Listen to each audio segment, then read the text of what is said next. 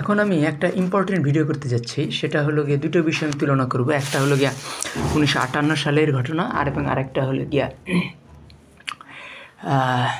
2009 সালের। তো একটা হলো গিয়া বিডের বিদ্রোহ এবং আরেকটা হলো গিয়া স্পিকার শাহেদ আলীর মৃত্যু। গোটা পৃথিবীতে যে দুটো ঘটনা ঘটেনি সেটা বাংলাদেশে ঘটেছিল, একটা বিডের বিদ্রোহ এবং আরেকটা হলো স্পিকার শাহেদ আলীর মৃত্যু। দুটোই অ্যানার্কি বা বিশৃঙ্খলার পরিচয়ক। এবং স্পিকার শাহেদ আলীর মৃত্যুর পর 13 বছর বাংলাদেশ একটা আইয়ুব খান শাসনের মধ্যে ঢুকে যায়। তার 1 মাসের মধ্যেই আরেকটা অভ্যুত্থান ঘটে এবং আরেকটা সেটা হলো গিয়া আইয়ুব খান ক্ষমতা নিয়ে নেয় পাকিস্তানের। তো এই ঘটনার নিয়ামক ছিল কিন্তু এই স্পিকার শাহেদ আলীর মৃত্যু। তো স্পিকার শাহেদ আলীকে হর্স ট্রেডিংয়ের অভিযোগে তাকে পিটিয়ে মেরে ফেলে, বা ওই সময়তেই মারা যান। হসপিটালে যাওয়ার প্রায় 10-12 দিন পরে তিনি মারা যান। একটা বয়স্ক লোক ছিল এবং তার ছিল এই যে নাম কি বলে ডায়াবেটিস ছিল। এবং আরেকটা ঘটনা ঘটে যে 2009 সালে, সেটা আওয়ামী লীগ ক্ষমতা আসার কিছুদিনের মধ্যেই তারা ওই একটা বিডিআররা তাদের 57 জন ঊর্ধ্বতন অফিসারকে হত্যা করে, ইনক্লুডিং শাকিল আহমেদ, যিনি বিডিআরের মহাপরিচালক ছিলেন। তো এই জিনিসটা আমাদের খেয়াল রাখতে হবে যে এই দুই ঘটনা পৃথিবীতে ঘটেনি এরকম ঘটনা। এগুলো হলো বিশৃঙ্খলা বা অ্যানার্কি যদি কোনো দেশে প্রচণ্ডভাবেই হয়ে যায়, প্রিভ্যালেন্ট হয়, প্রধান হয়, তখন কিন্তু এই জিনিসগুলো ঘটে। এবং এই ঘটনাটার পিছনে ছিল কলকাতার দর্শন। এই জিনিসটা বুঝতে হবে যে বাংলাদেশ কিন্তু ইকবালকে কখনোই সেভাবে বুঝে নেই, না বুঝেছেন এই দেওয়ানা মোহাম্মদ আশরাফ, না বুঝেছেন আল মাহমুদ, না বুঝেছেন এই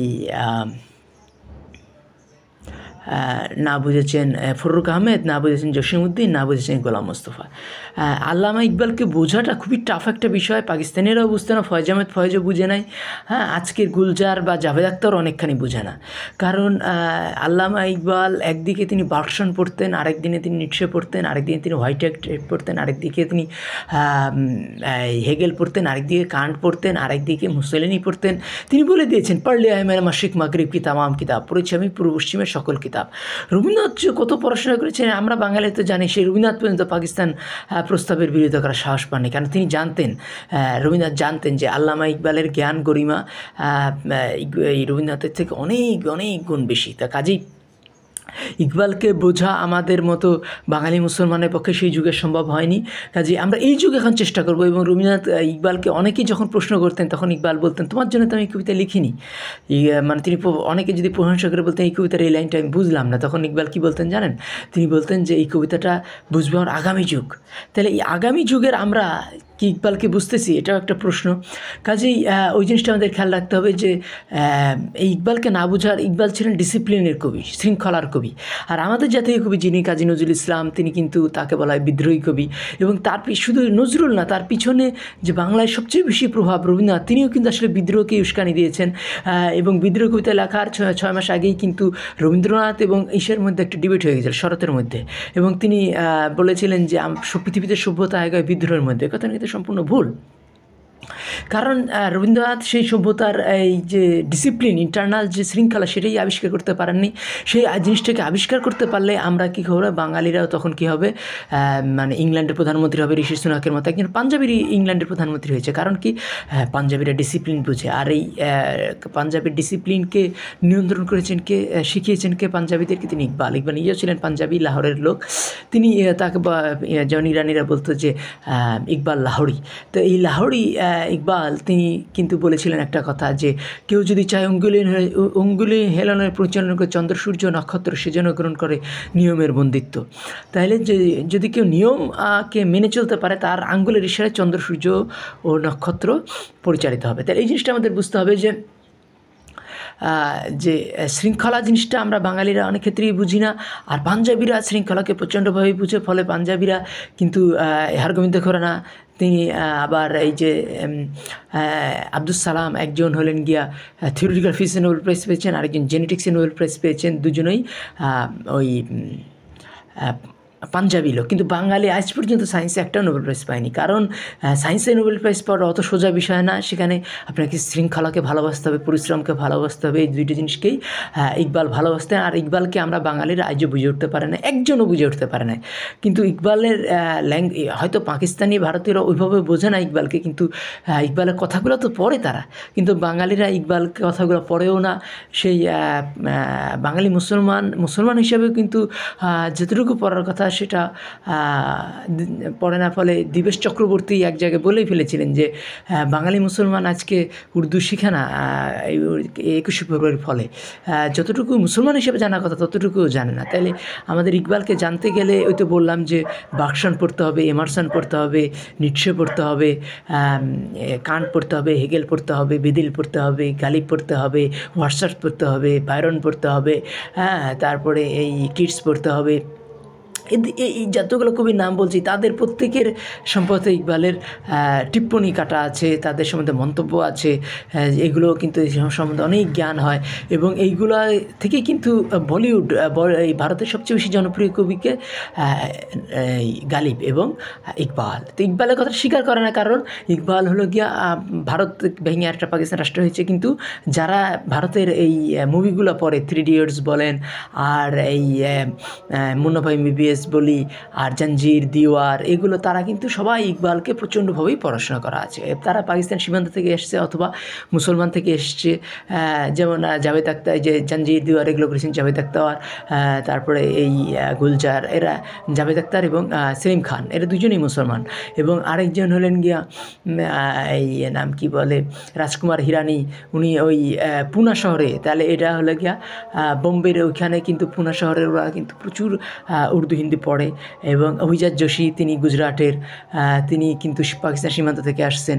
তাহলে এই জিনিসগুলো বুঝতে হবে যে ইকবালকে এবং ইকবালের বেশিরভাগ এই যেটি তিনি ইংলিশে লিখছিলেন, ওই এই নাম কি বলে, রিকনস্ট্রাকশন রিলিজিয়াস থট ইন ইসলাম, তিনি কিন্তু দক্ষিণ ভারতে এই 6টা লেকচারগুলোই তিনি এগুলো তিনি দিয়েছিলেন। তাহলে দক্ষিণ ভারতে কিন্তু ইকবালের প্রচণ্ড প্রভাব আছে। তারা ইকবাল পড়ে, ইকবাল দ্বারা অনুসৃত হয়। তো এবং ইকবাল যে এই সবচেয়ে বেশি প্রশংসা করেছিলেন টিপু সুলতানের ওসিয়াত নামে যে কবিতা পড়লে গায়ের রং খাড়ায় যায়, সেই রকম তু রহনা বর্দিশ শখ হ্যায় মঞ্জিল নাকার কবুল, মানে যে প্রচণ্ড পরিশ্রমের দিকে উদ্দীপ্ত করেছিলেন ইকবাল। সেই কবিতা অনুসারে কিন্তু দক্ষিণ ভারত সায়েন্সে নোবেল প্রাইজ পাচ্ছে।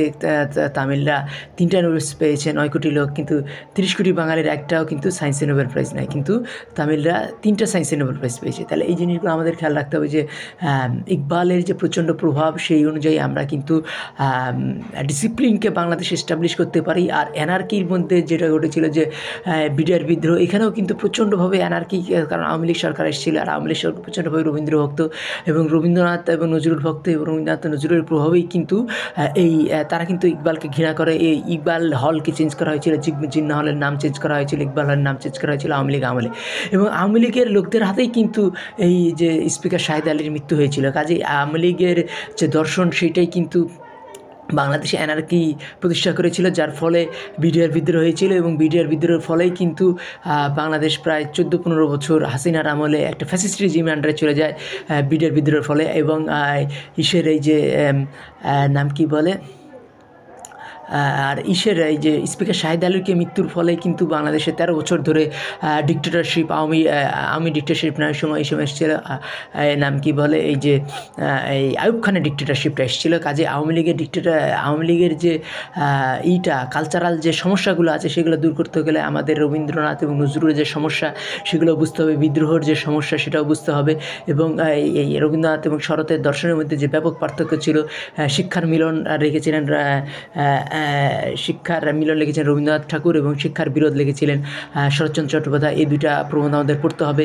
এবং সেই রবীন্দ্রনাথের দর্শন এবং শরতের দর্শন যদি বুঝতে চাই, তাহলে জার্মান দর্শন আমাদের পড়তে হবে। আজকে বাঙালি মুসলমান জার্মান দর্শন পড়ে, কাজেই এইসব বিষয়গুলো নিয়ে অনেকেই ইন্টারেস্ট পাচ্ছেন। ফলে আগামীতে আর বিডিআর বিদ্রোহ ঘটবে না, এবং আগামীতে আর এই স্পিকার শাহেদ আলীকেও পিটিয়ে মেরে ফেলা হবে না, এইটা আশা করাই যায়।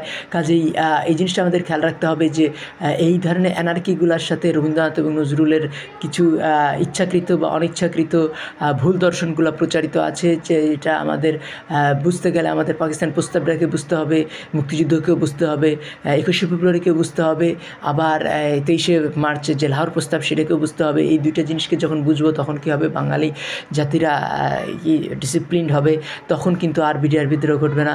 এবং এই যেভাবে বিডিআর বিদ্রোহগুলো যদি না ঘটে তখন কী হবে, আর পরিশ্রমী হতে হবে। টিপু সুলতান ওসিয়ত এই কবিতাটার উপরে আমার একটা ভিডিও আছে, ওটা আপনি দেখতে পারেন। তাহলে কি বাঙালি মুসলমান যখন পরিশ্রমী হবে তখন বাঙালি মুসলমানরাও তামিলদের মতো 3টা সায়েন্সের নোবেল প্রাইজ নিয়ে আসতে পারবে, পাঞ্জাবিদের মতো সায়েন্সের নোবেল প্রাইজ পাবে। আমার কথা ভালো লাগলে আমার চ্যানেলটি সাবস্ক্রাইব করুন আর লাইক বাটন ক্লিক করুন। ধন্যবাদ।